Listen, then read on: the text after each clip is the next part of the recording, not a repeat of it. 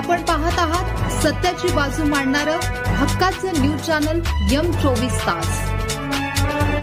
इस्लामपूर येथील आंबेडकर नाका परिसरात प्रहार शेतकरी संघटनेने गुरुवारी सकाळी शेतकऱ्यांच्या संपूर्ण कर्जमाफीसाठी चक्काजाम आंदोलन केले।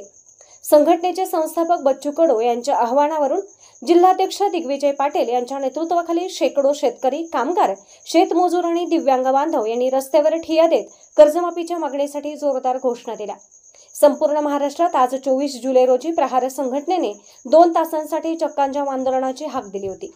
इस्लामपूरसह विविध ठिकाणी आंदोलन झाल्याने वाहतुकीवर मोठ्या प्रमाणावर परिणाम झाला व जनजीवन विस्कळीत झाले। आंदोलनावेळी अत्यावश्यक सेवेतील वाहनांना मात्र सूट देण्यात आली होती। प्रहारने शेतकऱ्यांची संपूर्ण कर्जमाफी, मराठी शाळांचे संरक्षण आणि इतर मागण्यांसाठी हे आंदोलन आयोजित केले होते।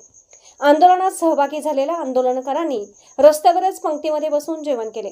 यावेळी प्रहार शेतकरी संघटना सांगली जिल्हा प्रमुख दिग्विजय पाटील, प्रहार अपंग क्रांती संघटना रामदास कोळी, स्वाती भस्मे, प्रदीप माने, कल्पना दबडे, सूर्यकांत सुतार, प्रमोद कुंभार, बबन जाधव, नाना येडगे, प्रहार शेतकरी संघटना शिराळा रायसिंग पाटील, दिग्विजय पाटील, प्रतीक पाटील आणि वाळवा तालुक्यातील शेतकरी, कामगार, शेतमजूर, दिव्यांग बांधव मोठ्या संख्येने उपस्थित होते।